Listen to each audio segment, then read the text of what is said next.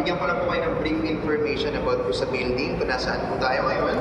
Ito po ay dating legislative building, or dito po nag-office yung mga legislators natin, especially yung mga congressmen and senators natin. At ito pong space na ito, kung nasaan tayo, ito yung tinatawag na lower house kung araw. So ito yung House of Representatives natin. Mamaya naman pagpunta po tayo ng third floor sa taas, doon naman yung upper house. So yung all session hall na Senate of the Philippines. No? Pero ngayon tinatawag po natin ito, Espoliarium Hall. Bakit po kaya? No?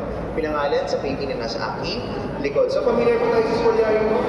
Sino po ang may gawa ng Espoliarium Hall?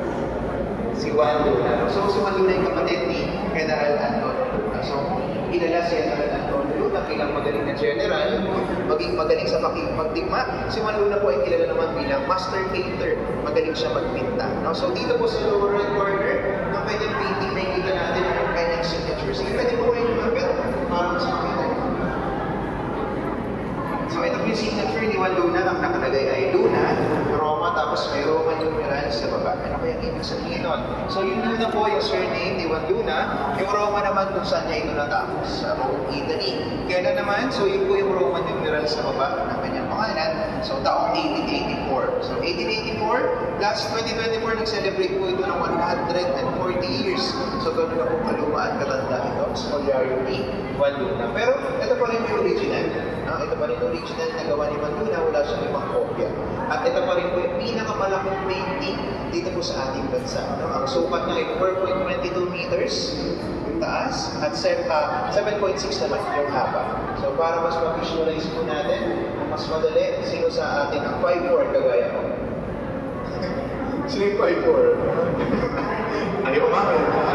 So 5'4" po ako. So in meters, 1.6 meters. No? So pwede natin magkasya yung 3 hanggang 4 na hiko sa taas at 5 naman pag bumiga. So ganun kalaki itong painting ni Juan Luna. So lima, no? So ganun kalaki itong painting ni Juan Luna. So sa ganito kalaking painting, gaano kaya katagal natapos si ganito? Kung kayo ba, may artist ba nakasama tayo dito? Pag gumagawa tayo ng drawing, kung ano yung makikita nila sa baba. At meron din po dito mamang nakaway, meron siyang hawak na gold object sa kanya, kanang kamay. No? Ano kaya yung gold object na hawak niya? Armors. Tama po, yun yung mga armors ng mga gladiators. So another trivia po, ang Espoliarium po ay nanggaling sa word na Espoliatus. Latin word ito, Espoliatus. Ang ibig sabihin ay magnakaw or forcefully get an object to someone. So ang ginagawa nitong mamang nakaputi, ninanakaw niya yung mga armor ng gladiator. Kukolektahin, ibibenta outside ng buong resibo. No? Pero tatanungin ko po kayo, ano pa kaya yung ninanakaw niya bukod sa mga armors ng gladiator? Sa tingin, sa sarili nyo, interpretation. Ano po kaya yung mga ninanakaw sa painting ni Juan Luna? Kaya? Sa tingin natin. Buhay, pwede kasi yung mga gladiators na namatay, no? Pero pwede rin natin i-connect na kasi yung mga gladiator ay slave ng Roman Empire. So ano bang ninanakaw pag ikaw ay slave? Karapatan. Freedom, no? So isa yun sa mga ninanakaw din sa painting ni Juan Luna. Sa sarili mo. Ang nilagay si Bustamante. Pero sabi nila, naprotektahan si Bustamante. Dahil medyo malakas talaga yung influence ng church during that time. Hindi nila nakapasok sa lahat ng tayo. So may pamilyar naman tayo sa itsura ng retablo. No? So ito ay nanggaling sa province ng Dinyao sa isang church doon. No? Makikita natin dito, so nung unang panahon na nagtuturo ng arts mga Pilipino ay mga pare.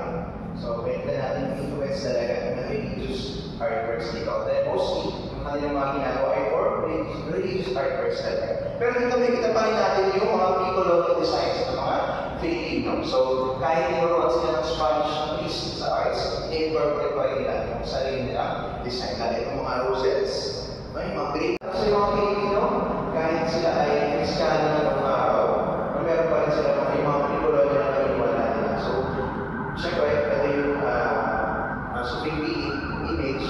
So, yung mga pwede lang tanggalin.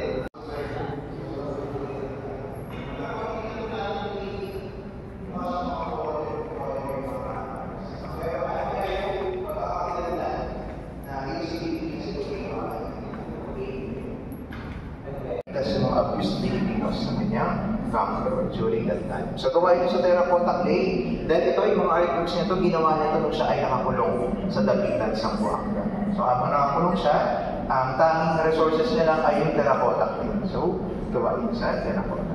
Di pa taman po tayo dun sa next, ay si Pina, Mestiza, tinatawag natin. Pero ito ba, nasa painting mo ako sa Pilipinas, sa tingin nyo? Hindi, so sino ka mukha niya kaya? Si Mama Mary o yung babae dun sa may Vanisian is Emily. Pero naman ako yung nagpunta dahil isa, makarap mo siya sa salamin, isipipin na niya sa itin. So masasabi namin ito ay isang mirror set. So harap mo sa salamin, ikikita niya yung ganda sa itin. So kita naman sa pangalawa, ito naman ay gawa ng kanyang kaibigan na si Felix na sa Pangitago. Pinita niya. Sige po, dito tayo sa likod.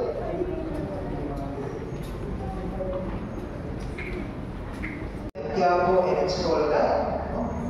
Ito naman ang daming students na ay Santo Domingo Church sa Intramuros. So, originally yung Santo Domingo Church nakalagay sa Intramuros. Mula ng babae dito, medyo maliwanag sa kanyang dito. So, ito po, technical na si Fernando Corso. At ito daw yung painting niya na panikulan natin sa Pieta ni Michael Angelo kung saan hawak-hawak ni Mama Mary si Jesus Christ. So, dito naman, yung next, pwede recognize ka na dito. Fernando Corso.